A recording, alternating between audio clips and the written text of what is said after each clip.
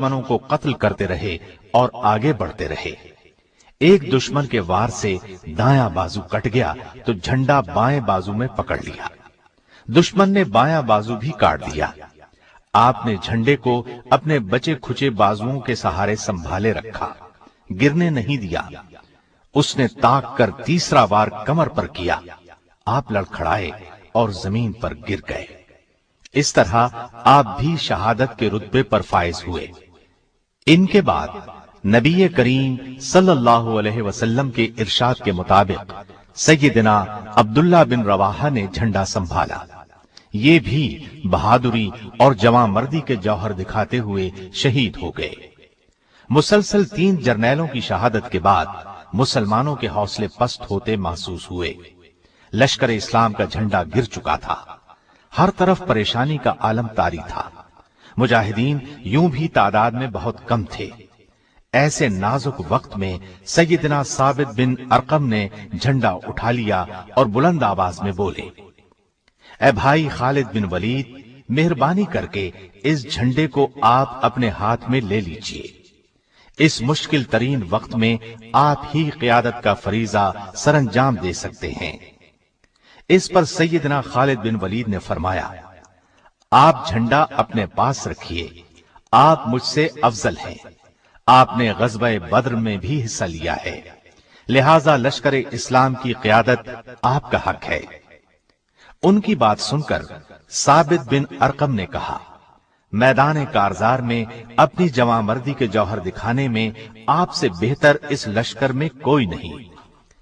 اللہ کی قسم، یہ جھنڈا میں نے آپ کے ہاتھ میں دینے کے لیے ہی اٹھایا ہے۔ مجھ سمیت سبھی کی خواہش ہے کہ ان سنگین حالات میں یہ ذمہ داری آپ سنبھالیں۔ یہ کہہ کر انہوں نے بلند آواز میں کہا، مجاہدو، کیا تم خالد بن ولید کو اپنا سپہ سالار تسلیم کرتے ہو؟ سب نے یک زبان ہو کر کہا، ہاں، ہم خوشی سے ان کی سپہ سالاری میں لڑنے کے لیے تیار ہیں۔ یہ صورتحال دیکھتے ہوئے سیدنا خالد بن ولید نے اللہ کا نام لے کر جھنڈا اپنے ہاتھ میں لے لیا۔ دشمن کے مقابلے میں مجاہدین کی تعداد آٹے میں نمک کے برابر تھی۔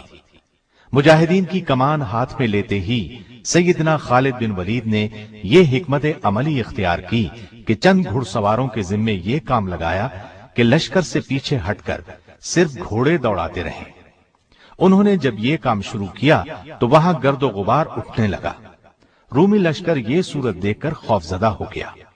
اس نے خیال کیا کہ مسلمانوں کو کمک پہنچ گئی ہے، اس لیے ان کے حوصلے پست ہونے لگے۔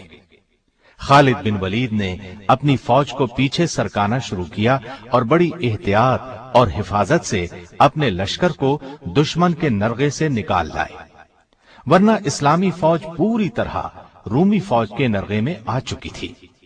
پھر انہوں نے دوسرے دن لڑائی شروع ہوتے ہی زوردار حملہ شروع کیا۔ رومیوں کے پرخچے اڑانے لگے، ان کے ہاتھ سے اس روز 9 تلواریں ٹوٹی۔ مسلمانوں کے لشکر کو ان کے نرغے سے نکال کر لے آنا سیدنا خالد بن ولید کا ایک بہت بڑا کارنامہ تھا، کیونکہ رومی فوج 60 گنا تھی اور مسلمان فوج کا نقصان بھی کم سے کم ہوا۔ مدینہ پہنچنے پر ان کا زبردست استقبال ہوا اور نبی کریم صلی اللہ علیہ وسلم نے انہیں سیف اللہ یعنی اللہ کی تلوار کا لقب دیا۔ آپ کے ذہن میں یقیناً سوال ابھر رہا ہوگا کہ اسلام لاتے ہی جنہوں نے یہ کارہائے نمایاں انجام دے ڈالے، وہ اسلام لانے سے پہلے کیسے تھے، کیا کرتے رہے؟ تو آئیے ہم ایک نظر ان کی اسلام سے پہلے کی زندگی پر بھی ڈال لیں۔ عرب کے تپتے ریگستان میں آپ نے پرورش پائی، بچپن ہی سے فنون سپاہ گری کی طرف متوجہ ہو گئے۔ ان کی جنگ جویانہ صلاحیتوں کو دیکھتے ہوئے قوم کی حفاظت ان کے سپرد کی گئی۔ گھڑ سواری کی تربیت بھی لی تھی، بلند مرتبت خاندان سے تعلق تھا، جوانی ہی میں طاقتور اور بہادر سپاہی شمار ہونے لگے، یہاں تک کہ پورے عرب میں مشہور ہو گئے۔ ایسے میں انہیں معلوم ہوا کہ قریش کے ایک نوجوان نے دعویٰ کیا ہے کہ اس پر اللہ کی طرف سے وحی آتی ہے۔ پھر انہوں نے رسول اللہ صلی اللہ علیہ وسلم کو لوگوں کو یہ دعوت دیتے ہوئے سنا، لوگو ایک اللہ کی عبادت کرو، پتھر کے بتوں کی پوجا چھوڑ دو۔ یہ دعوت سن کر خالد بن ولید نے محسوس کیا یہ دعوت تو ان کی قوم کے حق میں تباہ کن ثابت ہوگی، ان کی پوری قوم کی رائے یہی تھی، لہذا وہ کچھ اور سوچتے بھی کیسے۔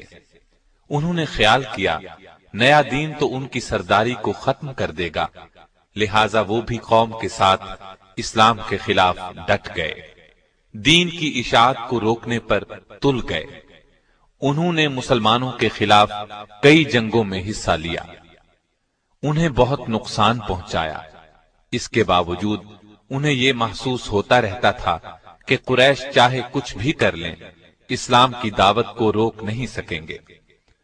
انہوں نے قریش کے ساتھ مل کر نبی صلی اللہ علیہ وسلم اور آپ کے صحابہ کو ستانے کا کوئی موقع ہاتھ سے نہ جانے دیا، مسلمانوں کا مکے میں رہنا ناممکن بنا دیا۔ آخر مسلمان مدینے ہجرت کر گئے، دین کے تحفظ کے لیے انہوں نے جوابی جنگ کی ٹھانی، چنانچہ غزوہ بدر کا معرکہ ہوا۔ قریش کے بہت سے سردار مسلمانوں کے ہاتھوں مارے گئے یا قیدی بنا لیے گئے۔ قریش کی اس ذلت آمیز شکست نے خالد بن ولید کو آگ بگولا کر دیا۔ وہ سوچ بھی نہیں سکتے تھے کہ مسلمان اتنی جلدی اس قدر مضبوط بھی ہو سکتے ہیں۔ اب اس وقت انہیں کیا معلوم تھا کہ مسلمانوں کے لیے اللہ تعالی نے آسمان سے مدد نازل فرمائی تھی۔ وہ مسلمانوں کے خلاف کوششوں میں سرگرم ہو گئے۔ بدر کی شکست کے بعد قریش نے فیصلہ کیا کہ مسلمانوں کے خلاف ایک اور جنگ لڑی جائے۔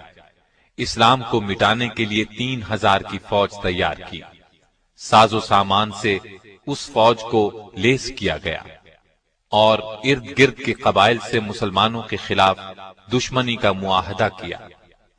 اس کے بعد مدینے کی طرف روانہ ہوئے۔